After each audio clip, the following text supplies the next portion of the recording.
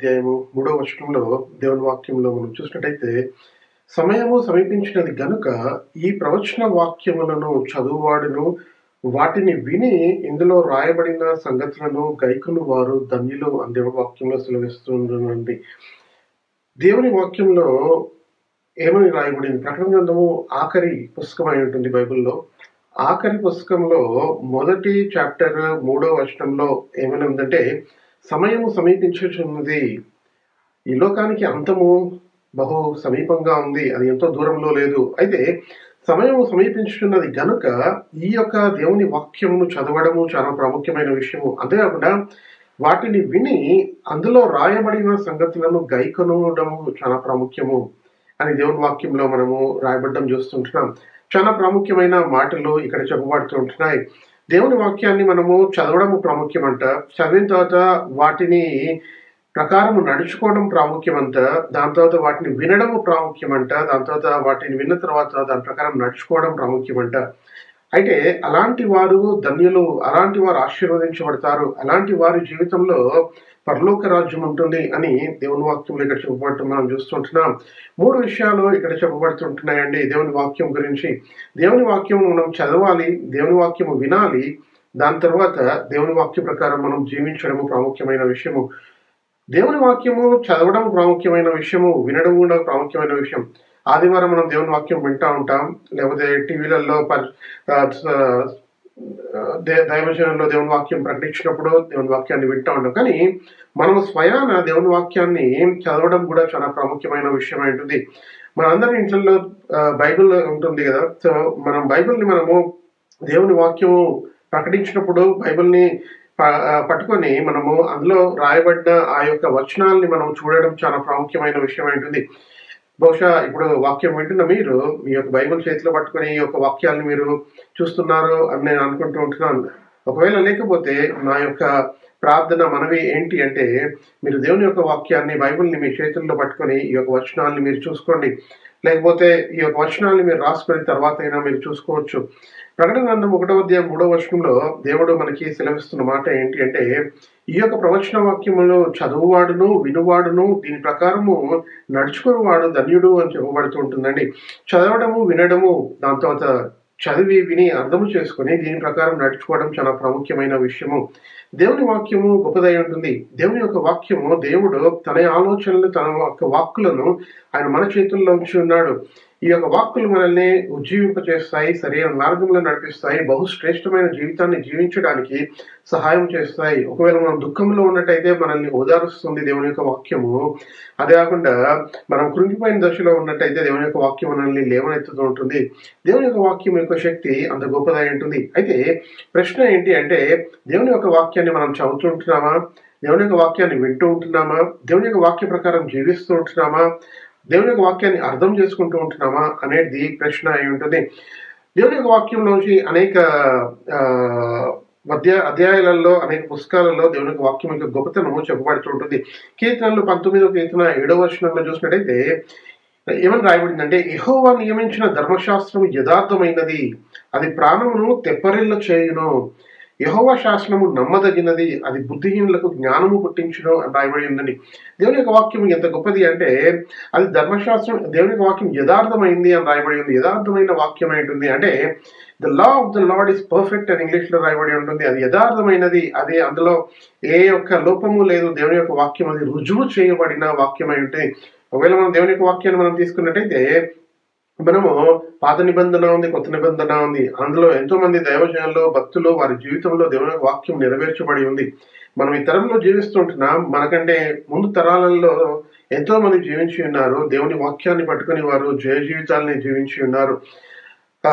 America దేశంలో president Abraham Lincoln తన దేవుని వాక్యాన్ని ఎంతో ప్రేమించే వ్యక్తి అంటున్నాడు. ఐజాక్ న్యూటన్ సైంటిస్ట్ తన దేవుని వాక్యాన్ని ఎంతో ప్రేమించే వ్యక్తి అంటున్నాడు. ఈ లోకంలో అనేక మంది డాక్టర్స్, దాని తర్వాత సైంటిస్టులు, అనేక మంది దేవుని యొక్క వాక్యాన్ని మూలముగా ఉంచుకొని వారు ఎన్నో కనుక్కొని ఉన్నారు. దేవుని యొక్క వాక్యాన్ని అది యథార్థమైనది, అది నిర్మలమైనది, అదే కాకుండా అది ప్రాణమును తెప్పరిల్ల చేయును అని చెప్పబడుతుంది. అంటే మనం కృంగిపోయిన వారిని మనల్ని లేవనెత్తుతుంది దేవుని యొక్క వాక్యము అని కూడా చెప్పబడుతుంటుందండి. అయితే దేవుని యొక్క వాక్యము గొప్పతనము చాలా బాగుంది, వినడానికి చాలా బాగుంది. దేవుని యొక్క వాక్యము చాలా గొప్పది. దేవుని యొక్క వాక్యము చాలా శ్రేష్టమైనది, దేవుని యొక్క వాక్యంలో ఎన్నో సత్యాలు ఉన్నాయి, అవన్నీ చాలా బాగున్నాయి. అయితే మనది మనము ఏ రీతిగా మనం సిద్ధపరచుకోవచ్చు దేవుని యొక్క వాక్యాన్ని వినడానికి? దేవుని యొక్క వాక్యాన్ని ఒకవేళ విన్న తర్వాత మనలోంచి ఏం ప్రతిస్పందన రావాలి? దేవుని యొక్క వాక్యం విన్న తర్వాత మనం ఖాళీగా కూర్చోలేమండి. ఎందుకంటే దేవుడు దేవుని యొక్క వాక్యాన్ని తాను మనకి ఇస్తూ ఉంటున్నాడు, మన చేతుల్లో ఉంచాడు, మనకి వినిపిస్తూ ఉంటున్నాడు, మనము చదువుకున్నప్పుడు అది మనకి అర్థం చేపిస్తూ ఉంటున్నాడు. అయితే దేవుని యొక్క వాక్యం విన్నప్పుడు ఏం జరుగుతుంది అని మనం బైబిల్లోంచి ఒక ముగ్గురు వ్యక్తుల జీవితాలని మనము దర్శిద్దామండి. జీవితాలని మనం పరిశీలిద్దాము. వారి జీవితంలో దేవుని యొక్క వాక్యం వారు విన్నప్పుడు ఏం జరిగింది, వారి జీవితంలో ఎలాంటి మార్పులు వచ్చాయి, వారి జీవితంలో ఏ రీతిగా వారు ముందుకెళ్లారు అనే విషయాల్ని ఈరోజు మనం ధ్యానిద్దాం. దేవుని యొక్క వాక్యం గొప్పతనం గురించి ఇంకా మనము వచనాల్లో తెలుసుకోవాలంటే కీర్తనలు 12వ కీర్తన 6వ వచనంలో చెప్పబడుతూ ఉంటుంది. కీర్తన 34:8వ వచనంలో కూడా దేవుని యొక్క వాక్యము గొప్పతనము మనకి తెలియజేయబడుతుంది. అయితే మనం దేవుని యొక్క వాక్యం గురించి ఇంకా బహుశ్రేష్టంగా అర్థం చేసుకోవడానికి ముగ్గురు వ్యక్తులని మనం చూద్దామండి. మొదటి వ్యక్తి తాను రాజు అయి ఉంటున్నాడు. ఆయన గురించి మనము చూద్దాము ఏమని రాయబడిందో. ఆయన జీవితంలో దేవుని యొక్క వాక్యము ఏ రీతిగా ప్రభావితము తనని చేసిందో ఒకసారి మనం ఆలోచిద్దాం. దేవుని యొక్క వాక్యంలో చూసినట్టయితే 2వ రాజుల గ్రంథము 22వ అధ్యాయము 1వ వచనంలో చూసినట్టయితే యెషయా అనే ఒక రాజు మనకు కనిపిస్తున్నాడండి. యెషయా అనే రాజు ఆయన 8 సంవత్సరాలకి రాజుగా అయ్యాడంట. యెషయా గ్రంథం 2వ రాజుల గ్రంథము 22వ అధ్యాయము 1వ వచనంలో ఆయన యెషయా గురించి రాయబడి ఉంది. యోషయా ఏలన ఆరంభించినప్పుడు 8 ఏళ్ల వాడై యెరూషలేము నందు ఆయన పరిపాలించడం మొదలుపెట్టి ఉన్నాడు. 8 సంవత్సరాల్లో తన పరిపాలన చేయడం మొదలుపెట్టి ఉన్నాడు. అయితే ఆయన 3వ వచనానికి వచ్చేసరికి రాజు అయిన యోషయా ఏలుబడిలో 18వ సంవత్సరం అందు అని రాయబడి, అంటే 8 సంవత్సరాల వయసులో తన యొక్క రాజ్య పరిపాలన మొదలుపెట్టి ఉన్నాడు. 18వ సంవత్సరంకి వచ్చేసరికి ఆయన పెద్దవాడై ఉన్నాడు. పెద్దవాడైన తర్వాత తాను దేవుని ఆజ్ఞల ప్రకారం జీవిస్తూ ఉంటున్నాడు. తాను పెద్దవాడైన తర్వాత తను ఒక విషయాన్ని గమనించాడండి. ఏమని గమనించాడంటే దేవుని ఆలయానికి మరమ్మతులు చేయడం చాలా ప్రాముఖ్యమైన విషయం. దేవుని ఆలయం పాడైపోయి ఉంది అని ఆయన దగ్గర ఉన్న అధికారులకి ఏమని ఆయన సెలవిస్తాడంటే దేవుని యొక్క ఆలయాన్ని మరమ్మతులు చేయడం మీరు మొదలు పెట్టండి అని సెలవిస్తాడండి. దేవుని యొక్క ఆలయాన్ని మరమ్మతులు చేయమని ఆజ్ఞాపించినప్పుడు అందరూ దేవుని యొక్క ఆలయాన్ని మరమ్మతులు చేస్తూ పనిచేయడం మొదలు పెడతారు. పనిచేయడం మొదలు పెట్టినప్పుడు దేవుని యొక్క ఆలయంలో ఒక గ్రంథము దొరుకుతుందంట. ఆ గ్రంథము అది ఎక్కడో పోయిందో ఎవరికీ తెలియదు. చాలా సంవత్సరాలు అయిపోయింది, దేవుని యొక్క గ్రంథము వారికి లేదు. ఒకసారి ఆలోచించండి, మన ఇంట్లో కూడా మనం దేవుని యొక్క వాక్యము బైబిల్ నుంచి మనం చదవకుండా ఎక్కడో మనం షెల్ఫ్ లో పెట్టి ఉన్నట్టయితే దానికి దుమ్ము పడి తుప్పు పట్టి పోతుంటుంది, లేకపోతే పేపర్లు పాడైపోతూ ఉంటాయి కదా, లేకపోతే అది ఎక్కడుందో కూడా మనం సంవత్సరాలుగా మనం తీయకపోతే మర్చిపోతాం కదా. కానీ దేవుని యొక్క వాక్యము మనం చదవడానికి దేవుడు మనకి ఇచ్చి ఉన్నాడు. ఇక్కడ ఈ రాజు పరిపాలన చేసిన కాలంలో దేవుని యొక్క గ్రంథము గురించి ప్రజలు మర్చిపోయారంట. దేవుని యొక్క గ్రంథము పట్టించుకోవట్లేదంట. దేవుని యొక్క గ్రంథాన్ని ఎవరు చదవట్లేదంట. అలాంటి పరిస్థితులలో ప్రజలు ఉన్నారు. అప్పుడు రాజు ఆ యొక్క ఆలయాన్ని మరమ్మతులు చేయమన్నప్పుడు అక్కడ దేవుని యొక్క గ్రంథము దొరకడం చూస్తామండి. ఇప్పుడు ఈ పరిస్థితిలో ఏం జరిగిందో ఒకసారి మనం ఆలోచిద్దాం. 2వ రాజుల గ్రంథము 22వ అధ్యాయము 8వ వచనంలో చూసినట్లయితే అంతటా ప్రధాన యాజకుడైన హిల్కియా యెహోవా మందిరమందు ధర్మశాస్త్ర గ్రంథము నాకు దొరికినని షాఫాను అను శాస్త్రితో చెప్పి ఆ గ్రంథమును షాఫానుకు అప్పగించెను. అతడు దానిని చదివి అని రాయబడిందండి. ఒక గ్రంథము దొరికింది, దేవుని యొక్క వాక్యము గ్రంథము దొరికినప్పుడు ఇక్కడ ఉన్న ప్రజలంతా వారు ఏం చేస్తున్నారంటే వీరు రాజుకి చాలా దగ్గరగా ఉన్న వ్యక్తులు అంటున్నారు. వారు ఆ గ్రంథంని చదవడం మొదలు పెట్టారంట. ఎప్పుడైనా మనకి దేవుని యొక్క వాక్యము బైబిల్ని మనము దొరికినప్పుడు లేదా కొనుక్కున్నప్పుడు కొత్తగా మనం చదవడం మొదలు పెడతామా? ఎవరైనా దేవుని యొక్క వాక్యము బైబిల్ని మనకు గిఫ్ట్ గా ఇచ్చారనుకోండి, ఆ గిఫ్ట్ గా ఇచ్చిన బైబిల్ని మనం చదవడం మొదలు పెడుతూ ఉంటున్నామా? లేకపోతే మనకి మ్యారేజ్ అయిందనుకోండి, మ్యారేజ్ లో చాలా గిఫ్ట్స్ వస్తాయి. గిఫ్ట్ వచ్చినప్పుడు బైబిల్ కూడా గిఫ్ట్ ఇస్తారు, కపుల్స్ బైబిల్ అని, అది మనం చదవడం మొదలు పెట్టామా? లేకపోతే మనకు బర్త్డే సందర్భంగా ఎవరైనా బైబిల్ గిఫ్ట్ ఇచ్చారనుకోండి, ఆ బైబిల్ని మనం చదవడం మొదలు పెట్టామా? మన బైబిల్ని గిఫ్ట్ ఎందుకు ఇస్తుంటున్నారు వారు అంటే మన బైబిల్ని మనం చదవాలని ఇదిగో దేవుడు వారి ద్వారా మనల్ని ప్రేరేపిస్తుంటున్నాడు. ఇక్కడ కూడా ఈ యొక్క రాజుకి చాలా దగ్గరగా ఉన్న వ్యక్తులకి ఇదిగో అని ఇక్కడ ఒక వ్యక్తి ఉన్నాడు. వారికి దేవుని యొక్క వాక్యము దొరకడం ఇక్కడ మనం చూస్తుంటున్నాం. దేవుని యొక్క వాక్యము వారు దొరికినప్పుడు వారు ఆ యొక్క దేవుని యొక్క వాక్యాన్ని చదవడం మొదలు పెట్టడం మనం చూస్తుంటున్నాం. చాలా ప్రాముఖ్యమైన మాట. దేవుని యొక్క వాక్యాన్ని ఎప్పుడైతే మనం చదువుతామో అప్పుడు అందులో రాయబడిన సంగతులని మనము గమనిస్తూ ఉంటాం. అయితే వీరేం చేశారు అంటే వారు చదివారు దేవుని యొక్క వాక్యాన్ని. వారు చదివి రాజు యొద్దకు ఈ గ్రంథాన్ని తీసుకొచ్చారంట.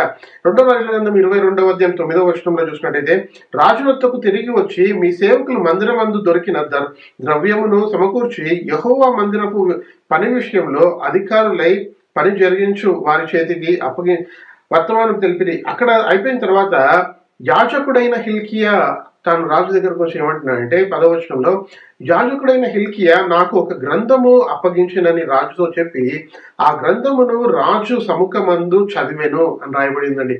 ఆ గ్రంథమును రాజు సముఖమందు చదివెను. చూసారా, రాజుకి దేవుని యొక్క వాక్యం మీద ఎంత ప్రేమ ఉందో. దేవుని యొక్క వాక్యాన్ని చదివి వినిపించమని రాజు అడుగుతూ ఉంటున్నాడు. రాజ్యంలో ఉన్నవారు, అధికారంలో ఉన్నవారు, గవర్నమెంట్ సర్వెంట్స్ ఎవరైనా ఉన్నవారు అయినట్టయితే దేవుని యొక్క వాక్యాన్ని చదవడం చాలా ప్రాముఖ్యమైన విషయం అయి ఉంటుంది. దేవుని యొక్క వాక్యం ఎప్పుడైనా మనం చదువుతామో అందులోంచి మనం దేవుడు ఏమి ఆలోచిస్తాడో అది మనం తెలుసుకొని దాని ప్రకారం మనం పరిపాలన చేసేవారిగా ఉంటాం. దాని ప్రకారం మనము మన కుటుంబాన్ని నడిపేవారిగా ఉంటాం. దేవుని యొక్క వాక్య ప్రకారము మనం ఉద్యోగం చేసేవారిగా ఉంటాం. దేవుని యొక్క వాక్య ప్రకారం మనం పిల్లల్ని పెంచేవారిగా ఉంటాం.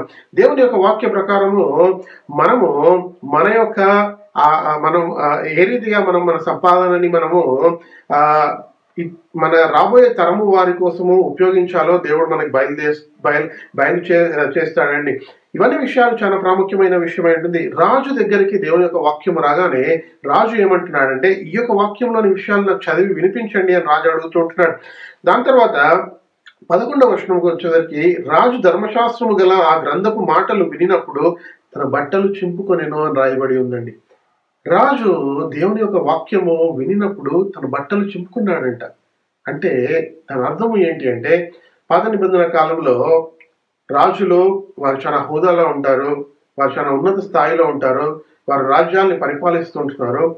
ఏవైనా మాటలు విన్నప్పుడు వారు చాలా బాధతో ఆ బట్టలు చింపుకున్నట్టయితే దాని అర్థం ఏంటి అంటే, వారు ఎంతో ఆ మాటలు విని దుఃఖపడుతూ ఉంటున్నారు, వారు ఎంతో బాధపడుతూ ఉంటున్నారు.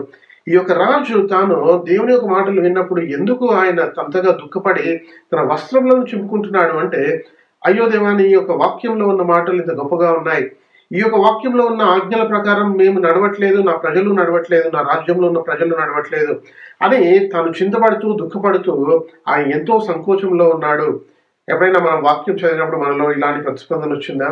ఎప్పుడైనా మనం వాక్యం చదివినప్పుడు, మనం వాక్యం విన్నప్పుడు, ఇదిగో దేవా, నేను ఎందుకు ఈ రీతిగా నేను జీవిస్తుంటున్నాను, నీ వాక్య ప్రకారం నేను జీవించట్లేదే అని మనము కన్నీరు కార్చి ప్రార్థించడం మొదలుపెట్టామా? ఇది మనం పశ్చాత్తాపడడం మొదలుపెట్టామా? ఈయన రాజు ఒక హోదాలో ఉండి ఆ రాజు ఏం చేస్తున్నాడంటే, తాను ఇదిగో బాధపడుతూ కృంగిపోయి, ఇదిగో దేవా మేము తప్పు చేస్తుంటున్నామని ఆయన ఒప్పుకుంటూ ఉంటున్నాడు. ఈ రాజు దాని తర్వాత ప్రజలందరికీ దేవుని వాక్యం తెలవాలని ఈ వాక్యాన్ని ప్రకటించడం మొదలు పెడతాడు. దేవుని యొక్క వాక్యాన్ని ఎప్పుడైతే మనం చదువుతామో, దేవుని యొక్క వాక్యాన్ని మనం వింటామో, మనలోంచి ప్రతిస్పందన రావడం చాలా ప్రాముఖ్యమండి. ఏదో కేవలం విని చదివి వదిలేయడం కాదు, కానీ ఆ విన్న వాక్యాన్ని, చదివిన వాక్యాన్ని ఎందుకు దేవుడు నాకు ఆ వాక్యాన్ని ఇస్తూ ఉంటున్నాడు అని గ్రహించి మనము దాని ప్రకారం జీవించడము. ఒకవేళ మన పాప స్థితిలో ఉన్నట్టయితే ఆ పాపం ఒప్పుకోవడము ప్రాముఖ్యమైన విషయం అయింటుంది. ఒకవేళ మనం కృంగిన స్థితిలో అయితే దేవుడు మనల్ని ఆ కృంగిన స్థితిలోంచి లేవనెత్తే దేవుడు అయింటున్నాడు, మనలో సంతోషాన్ని నింపే దేవుడు అయింటున్నాడు, ఆనందాన్ని నింపే దేవుడు అయింటున్నాడు. ఒకవేళ మనం బలహీనమైతే మనకి ఆత్మీయ బలాన్ని ఇచ్చే దేవుడు అంటున్నాడు. దేవుని వాక్యం మనల్ని అది బలపరిచే వాక్యంగా ఉంటుంది. ఇదిగో ఈ రాజుని మనం చూసినట్టయితే, ఈ రాజు దగ్గర ఉన్న ప్రజలు దేవుని వాక్యాన్ని వినడానికి సిద్ధంగా ఉన్నారు, దేవుని వాక్యాన్ని చదువుతూ ఉంటున్నారు. రాజు దేవుని వాక్యం దొరికింది అన్నప్పుడు దేవుని వాక్యం వినడానికి తాను సిద్ధంగా ఉన్నాడు, తన సమయం కేటాయిస్తుంటున్నాడు. మనము దేవుని వాక్యాన్ని చదువుకోవడానికి ఎంత సమయం కేటాయిస్తుంటున్నాం రోజుకి? మన కుటుంబంలో దేవుని వాక్యం చదవబడుతూ ఉంటుందా? లేకపోతే మనము వ్యక్తిగతంగా దేవుని వాక్యాన్ని చదువుతుంటున్నామా, మనం ప్రార్థిస్తుంటున్నామా, ఆరాధిస్తుంటున్నామా చదువుకొని అనేది ప్రాముఖ్యమైన విషయం అయి ఉంటుంది. ఇప్పుడు రెండో వ్యక్తి గురించి మనం చూద్దామండి. దేవుని యొక్క వాక్యంలో నుంచి మొదటి వ్యక్తి గురించి మనం చూసాం. రెండో వ్యక్తి గురించి చూసినట్టయితే దేవుని యొక్క వాక్యంలో నుంచి అపోస్తల కార్యంలో 8వ అధ్యాయము 34వ వచనానికి వచ్చినట్టయితే, అందులో దేవుని యొక్క వాక్యంలో నుంచి ఇంకొక వ్యక్తి మనకు కనిపిస్తుంటున్నాడు. అపోస్తల కార్యంలో, కొత్త నిబంధన అపోస్తల కార్యంలో మనం చూసినట్టయితే ఒక వ్యక్తి ఇక్కడ మనకి కనిపిస్తుంటున్నాడు. ఆ వ్యక్తి గురించి ఏమని రాయబడిందంటే, అతడు తిరిగి వెళ్ళుచు తన రథము మీద కూర్చుండి ప్రవక్త అయిన ఇష్యా గ్రంథము చదువుచుండెను అని రాయబడి ఉందండి. ఒక వ్యక్తి గురించి రాయబడి ఉంది. ఆ వ్యక్తి ఏం చేస్తున్నాడంటే, ఒక యెరూషలేము పట్టణం నుంచి తిరిగి తన సొంత గ్రామానికి, సొంత ఊరికి వెళ్తూ ఉంటున్నాడు. వెళ్లే మార్గంలో తను రథం మీద ప్రయాణం చేస్తుంటున్నాడు. ఆ రథము మీద కూర్చుండి ప్రవక్త అయిన ఇష్యా గ్రంథం చదువుతున్నాడంట. చూసారా, తన యొక్క ఆశ ఆసక్తి చూడండి. తన దగ్గర దేవుని గ్రంథము ఉంది. బహుశా యెరూషలేము పట్టణానికి వెళ్ళి దేవుని గ్రంథాన్ని కొనుక్కున్నాడు అనుకుంటా. కొనుక్కొని ఆయన తీసుకొని తన ఇంటికి వెళ్తూ ఉంటున్నాడు. ఆ కాలంలో దేవుని గ్రంథము బైబిల్ దొరకడం చాలా అరుదు. అయితే ఇతను బహుశా కొనుక్కొని ఉంటాడు. కొనుక్కొని ఆయన తీసుకొని వెళ్తుంటున్నాడు. ఈ కాలంలో దేవుని యొక్క బైబిల్ని మనం కొనుక్కోవాలంటే షాప్కి పోయి కొనుక్కోవచ్చు. Bible book house second hand లో వరకు ఉంటుంది, లేదా బైబిల్ షాప్స్ ఎక్కడైనా ఉంటాయి. మనం వెళ్ళి కొనుక్కొని మనం చదువుకోవడానికి ఆస్కారం ఉంది. అయితే ఈ వ్యక్తి గురించి మనం చాలా గమనించినట్టయితే, ఈయన రథము మీద కూర్చొని చదువుతున్నాడంట దేవుని యొక్క వాక్యాన్ని. అంటే ఇతను ప్రయాణంలో ఉన్నాడు, మధ్యలో తనకి సమయం దొరికింది, రథాన్ని ఆపి ఉన్నాడు, రథం మీద కూర్చొని చదువుతున్నాడంట. ఎప్పుడైనా మనం బస్సులో వెళ్తున్నట్టయితే మనకి ఎంతో చాలా ఫ్రీ టైం ఉంటుంది కదా, బస్సులో బైబిల్ ఓపెన్ చేసి మనం చదివామా ఎప్పుడైనా? లేదా ట్రైన్లో మనం ప్రయాణిస్తున్నట్టయితే ట్రైన్లో మనం బైబిల్ ఓపెన్ చేసి మనం ఎప్పుడైనా చదివామా? మనలో ఉన్న ఆశను, ఆసక్తిని బట్టి దేవుడు మనతో మాట్లాడే దేవుడు అంటున్నాడు. దేవుడు మనకి దేవుని యొక్క వాక్యాన్ని అర్థం చేపించే దేవుడు అంటున్నాడు. ఇక్కడ ఈ వ్యక్తి రథము మీద కూర్చుండి ప్రవక్త అయిన ఇష్యా గ్రంథం చదువుతున్నాడంట. ఏ పుస్తకం చదువుతున్నాడండి బైబిల్లోంచి అంటే? ఇష్యా ప్రవక్త రాసిన గ్రంథాన్ని చదువుతూ ఉంటున్నాడు, పాత నిబంధనలోంచి. ఈ వ్యక్తి దేవుని యొక్క వాక్యాన్ని చదువుతూ ఉంటే ఆయనకి ఒక ప్రశ్న వచ్చిందంటండి. అది ఏమని ప్రశ్న వచ్చిందంటే, ఇదిగో 31వ వచనాన్ని 32వ వచనానికి వచ్చేసరికి, అతడు లేఖనమందు చదువుచున్న భాగము ఏదనగా, ఆయన గొర్రెవలే వదకు తేబడెను, బొచ్చు కత్తిరించు వాని ఎదుట గొర్రెవలే ఎలాగు మౌనముగా ఉండునో అలాగు ఆయన నోరు తెరవకుండెను అని ఈ యొక్క మాటలు రాయబడి ఉంది. ఈ మాటలు రాయబడినప్పుడు ఈ మాటలు ఎవరి గురించి రాయబడి ఉన్నాయి అనేది తనకు అర్థం కావట్లేదు. 33వ వచనానికి వచ్చేసరికి, ఆయన దీనత్వమును బట్టి ఆయనకు న్యాయము, ఇవన్నీ మాటలు ఎవరి గురించి రాయబడి ఉన్నాయి? అరే బొచ్చు, ఇక్కడ ఏమవుతుందండి, బొచ్చు కత్తిరించు వాని వలె మౌనముగా ఉన్నారంట, గొర్రెపిల్ల వలె మౌనంగా ఉన్నారంట. ఈ వ్యక్తి ఎవరు అని తాను ఆలోచిస్తూ ఉంటున్నాడు, తనకు అర్థం కావట్లేదు. అప్పుడు నపుంసకుడు 34వ వచనంలో, అప్పుడు నపుంసకుడు ప్రవక్త ఎవరిని గూర్చి ఇలాగ చెప్పుచున్నాడు, తన్ను గూర్చియా వేరొకరి గూర్చియా? ఇప్పుడు ఆ ప్రవక్త పుస్తకం రాస్తూ ఉంటున్నాడు, ఆ ప్రవక్త ఈ మాటలు ఎవరి గురించి చెప్తుంటున్నాడు? ఇదిగో ఎవరు ఈ గొర్రెపిల్లలాగా మౌనముగా ఉండి ఆయన వదకు తేబడి ఏమీ మాట్లాడట్లేదు, ఆయనని కల్వరి శిలువలో సిలువ వేసినప్పుడు అనే విషయము ఈ వ్యక్తికి అర్థం కావట్లేదు. అయితే మనకి ఎప్పుడైనా ప్రశ్నలు వచ్చినప్పుడు, దేవుని వాక్యం చదవడం ప్రశ్నలు రావడం సహజం అండి. ఎప్పుడైనా మనకు ప్రశ్నలు వచ్చినప్పుడు దేవుడు ఆ ప్రశ్నలకి జవాబు దేవుడు ఇచ్చే దేవుడు అయి ఉంటున్నాడు. దేవుడు తప్పకుండా మనకి ప్రశ్నలు వచ్చినప్పుడు దేవుడు జవాబు ఇచ్చే దేవుడు అయి ఉంటాడు. ఒకవేళ మనం ఎవరైనా వాక్యం వింటూ ఉన్నట్టయితే వారి ద్వారా జవాబు రావచ్చు మనకి. లేకపోతే ఏదైనా పుస్తకం చదువుతున్నట్టయితే, దేవుడు భక్తులు రాసిన పుస్తకం చదువుతున్నట్టయితే ఆ పుస్తకం ద్వారా జవాబు రావచ్చు. అయితే ఇక్కడ రథము మీద కూర్చొని దేవుని యొక్క వాక్యాన్ని చదువుతున్న ఈ వ్యక్తికి దేవుడు ఇతనికి వాక్యం అర్థం చేపించడానికి ఫిలిప్పు అనే ఒక వ్యక్తిని ఆ రథము దగ్గరికి నడిపిస్తాడంట. ఎంత గొప్ప విషయం అయి ఉంటుంది. ఎప్పుడైతే మనలో ఆశ, ఆసక్తి ఉంటుందో దేవుడు అనేక మార్గాలలో మనకి ఆ వాక్యం అర్థం చేపించడానికి దేవుడు వ్యక్తులను నడిపిస్తాడు. లేకపోతే ఇంకా ఈ యొక్క కాలంలో మొబైల్లో మనం వాక్యం వినొచ్చు, టీవీలలో చూడొచ్చు. ఏ విధమునైనా మనకు అర్థం చెప్పడానికి దేవుని యొక్క వాక్యాన్ని ఆయన నడిపించే దేవుడు అంటున్నాడు. అయితే ఈ యొక్క వ్యక్తి దేవుని యొక్క వాక్యాన్ని చదువుతున్నప్పుడు ఫిలిప్పు అనే వ్యక్తిని దేవుడు నడిపించి ఉన్నాడు. ఫిలిప్పు అనే వ్యక్తి ఎప్పుడైతే ఆ వాక్యాన్ని వివరించి బోధిస్తాడో, ఇదిగో ఈ వాక్యం ఎవరి గురించి చెప్పబడుతుందంటే యేసు ప్రభు గురించి చెప్పబడుతుంటుంది. యేసు ప్రభు ఆయన కల్వరి శిలువలో ఆయన మరణించి తిరిగి లేచి ఉన్నాడు. ఆయన నీ నా నిమిత్తము, నువ్వు చేసిన పాపం నిమిత్తము, నేను చేసిన పాపం నిమిత్తము ఆయన కల్వరి శిలువలో మనకి రావాల్సిన శిక్షను ఆయన భరించి ఆయన గొర్రె వలె మౌనిగా ఉన్నాడు అని చెప్పినప్పుడు ఆయనలో కదలిక వచ్చింది, ప్రతిస్పందన వచ్చింది. అందుకే అపోస్తలుల కార్యములు 8వ అధ్యాయము 35వ వచనాన్ని చూసినట్టయితే, అందుకు ఫిలిప్పు నోరు తెరిచి ఆ లేఖనమును అనుసరించి అతనికి యేసుని గురించి సువార్త ప్రకటించిన రాయబడి ఉందండి. ఆ యొక్క మాటలలో యేసుని గురించిన సువార్త ఉంది, యేసు ప్రభు యొక్క సువార్త ఉంది. సువార్త ప్రకటించబడినప్పుడు మనుషులు మారుతారు, మనుషులు మారి రక్షింపబడతారు, రక్షించబడి బాప్తిసం పొందుతారు. ఒకవేళ ఈ వాక్యం వింటున్న మీరు బాప్తిసం తీసుకోకుండా ఉన్నట్టయితే బాప్తిసం తీసుకోండి. యేసుప్రభు నా సొంత రక్షకుడిగా నేను అంగీకరించాను అని మనము ఇది బాప్తిసం అనేది ఒక చిహ్నంగా మనం తీసుకుంటాం. 36వ వచనానికి వచ్చేసరికి ఈ యొక్క వ్యక్తికి వాక్యం అర్థమైంది, దేవుని యొక్క సేవకుడి ద్వారా వాక్యం వివరించబడింది, దేవుని యొక్క వాక్యం అర్థమైంది, యేసు ప్రభు నా నిమిత్తం మరణించాడు అని తెలుసుకున్నాడు, సువార్త ప్రకటించబడి ఉంది. దాని తర్వాత వారి ఇరువురు వారి ప్రయాణాన్ని కొనసాగిస్తున్నప్పుడు అపోస్తల కార్యములు 8వ అధ్యాయం 36వ వచనంలో వారి త్రోవలో వెలుచుండగా నీళ్లున్న యొక్క చోటికి వచ్చినప్పుడు నపుంసకుడు ఇదిగో నీళ్లు, నాకు బాప్తిస్ము ఇచ్చుటకు ఆటంకమేమని అడిగి రథము నిలుపుమని ఆజ్ఞాపించను. ఈ యొక్క మార్చబడిన ఈ వ్యక్తిలో ఆశాశక్తి ఎంతగా ఉందంటే, ఇదిగో నేను దేవుని యొక్క వాక్యాన్ని విన్నాను, నేను రక్షింపబడి ఉన్నాను, నేను ఒప్పుకుంటున్నాను, యేసు ప్రభు నా కోసము ఈ యొక్క లోకానికి వచ్చి కల్వరి శిలువలో ఆయన మరణించి తిరిగి లేచి ఉన్నాడు, ఆయన దేవుడై ఉన్నాడు, ఆయన మరణించాడు, తిరిగి లేచి ఉన్నాడు, నా నిమిత్తం ఈ లోకానికి వచ్చాడని నాకు అర్థమైంది. ఇప్పుడు ఆలస్యం ఎందుకు, ఇదిగో నీళ్ళు ఇక్కడ ఉన్నాయి, నేను బాప్తిసం తీసుకుంటాను, నేను రక్షింపబడి ఉన్నాను. దేవుని యొక్క వాక్యము మనము విన్నప్పుడు చదివినప్పుడు ఇదిగో ఈ వ్యక్తి దేవుని యొక్క మొట్టమొదటిగా దేవుని యొక్క వాక్యాన్ని చదివాడు, దాని తర్వాత విన్నాడు, విని ప్రతిస్పందించినప్పుడు రక్షింపబడ్డాడు, బాప్తిసం తీసుకున్నాడు. గొప్ప కార్యము ఇతని జీవితంలో జరగడం మనం చూస్తుంటున్నాం. దేవుని యొక్క వాక్యము బలమైనది, అది హృదయాలను మార్చే వాక్యమై ఉంటుంది.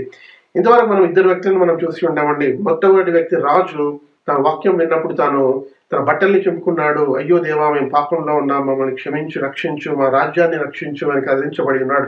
ఇక్కడ ఒక వ్యక్తి మనకు కనిపిస్తుంటున్నాడు, అతడు దేవుని వాక్యాన్ని విన్నాడు, సువార్త విన్నాడు, కదిలించబడి ఇదిగో దేవుని యొక్క వాక్యం ప్రతిస్పందించి రక్షింపబడి ఉన్నాడు. మూడో వ్యక్తిని మనం చూద్దామండి. మూడో వ్యక్తిని మనం చూసినట్టయితే ఇదే అపోస్తల కార్యంలో నుంచి మూడో వ్యక్తి ఒకవేళ మనం గమనించినట్టయితే అపోస్తల కార్యంలో 18వ అధ్యాయము 24వ వచనాన్ని మనం చూద్దామండి. అపోస్తల కార్యంలో 18వ అధ్యాయం 24వ వచనంలో చూసినట్టయితే అలెగ్జాండ్రియా వాడైన అపోలో అను ఒక యూదుడు ఎఫెసునకు వచ్చెను. ఇక్కడ ఒక వ్యక్తి గురించి మనం చూస్తుంటున్నాం, అతని పేరు అలెగ్జాండ్రియా వాడైన అపోలో అనే పేరు గల ఒక వ్యక్తిని మనం చూస్తుంటున్నాం. ఆయన ఏ ప్రదేశానికి చెందినవాడంటే అలెగ్జాండ్రియా అనే ఒక పట్టణము, ఆ యొక్క పట్టణానికి చెందినవాడు అంటున్నాడు. అపోలో అనే పేరు ఇతని పేరు ఉంటుంది. బహుశా మీరు చదువుకున్న యవనస్తులు అయినట్టయితే లేకపోతే చదువుకున్న వారు అయినట్టయితే అపోలో అనే పేరు మీరు విని ఉండొచ్చు కదా. అపోలో అనే ఒక శాటిలైట్, అది చాలా ఫేమస్ గా అది ఉన్న శాటిలైట్ పేరు అయి ఉంటుంది. అపోలో అనే పేరు బైబిల్లో రాయబడిన పేరు అయి ఉంటుంది. అపోలో అనే వ్యక్తి ఉన్నాడు, అతని గురించి రాయబడ్డం ఇక్కడ మనం చూస్తున్నామండి. ఏమని రాయబడిందంటే అతడు విద్వాంసుడను లేఖనముల యందు ప్రవీణుడై ఉండెను అని రాయబడి ఉందండి. ఇక్కడ అపోలో అనే వ్యక్తి ఇక్కడ మనం చూస్తుంటున్నాం, అతడు విద్వాంసుడంట, అంటే ఈ లోకపరంగా చాలా మంచి జ్ఞానం ఉన్నవాడు.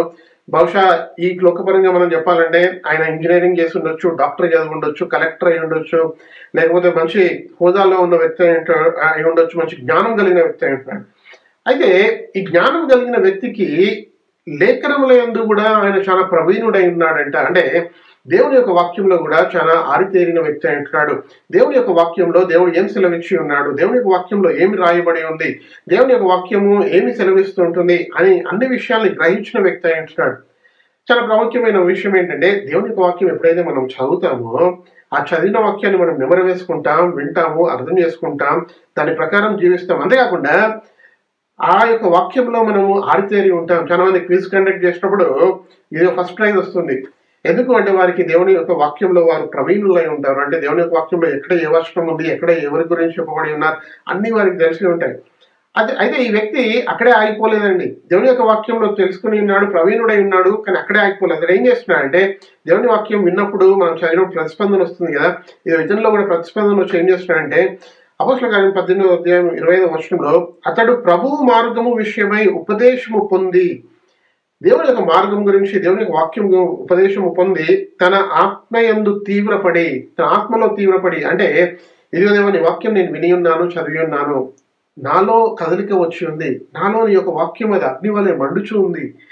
ఇర్మియా ప్రవక్త ఏమంటాడంటే ఇదిగో దేవా నీ వాక్యము నా హృదయంలో అగ్ని వలె మండుచు ఉన్నది, నేను ఓర్చుకొని నేను కూర్చోలేకపోతుంటున్నాను. నేను ఎవరికో ఒకరికి చెప్పాలని అనిపిస్తుంది దేవుని వాక్యము.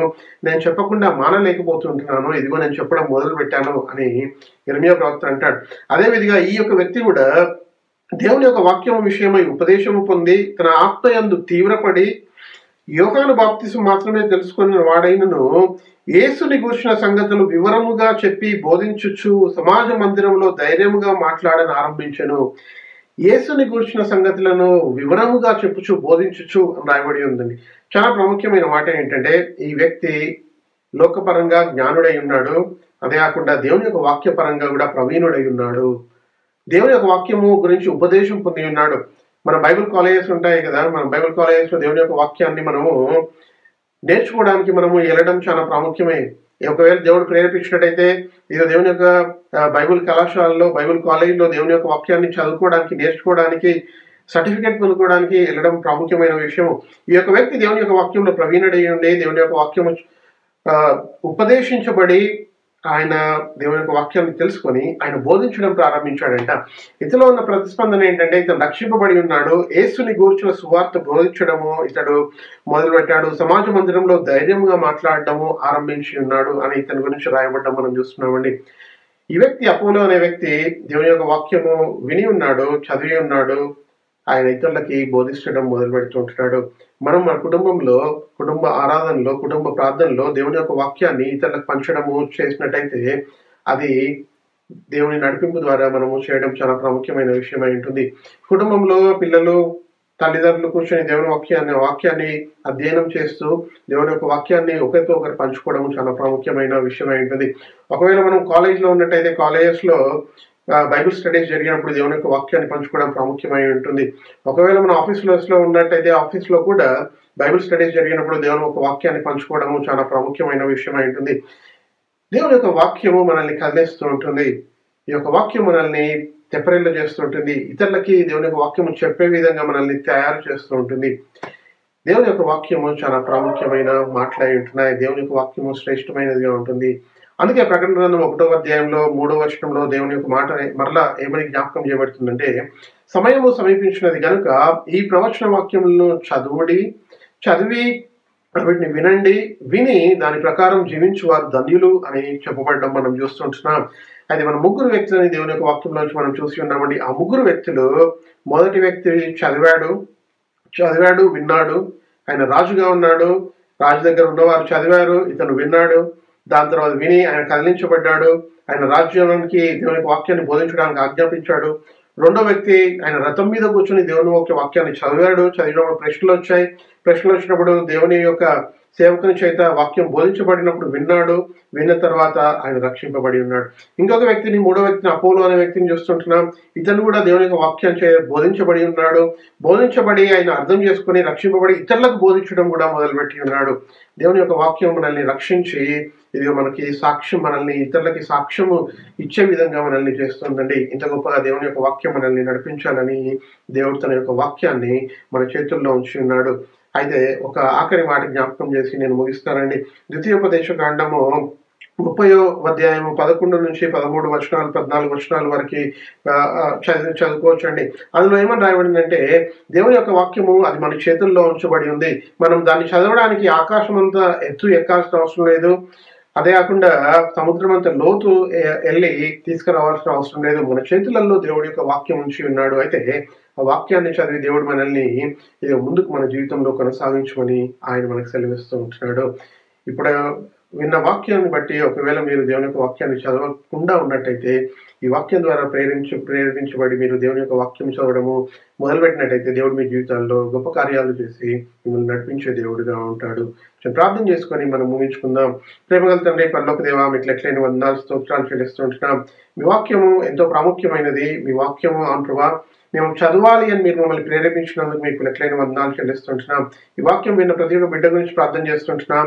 ఇదిగో దేవా, వారు మీ యొక్క వాక్యము చదివి వాక్యంలో ప్రవీణులై దేవా మరి వారు వాక్యాన్ని అభ్యసిస్తూ దేవా మరి వాక్యంలో ఆరితేరిన వారై ఉండుటకు కృప చూపించమని అడుగుచుంటున్నాం.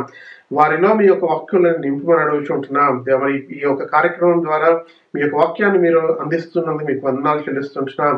దేవా మరి ఈ వాక్యం ఇంకా అధికముగా అందించబడడానికి మీరు కృప చూపించండి.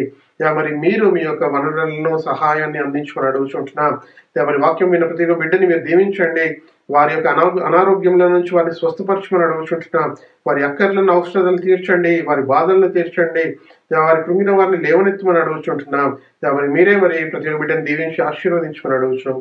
ప్రార్థన ఆలకించమని యేసు నామములో అడుగుచుంటున్నాం తండ్రి. ఆమేన్.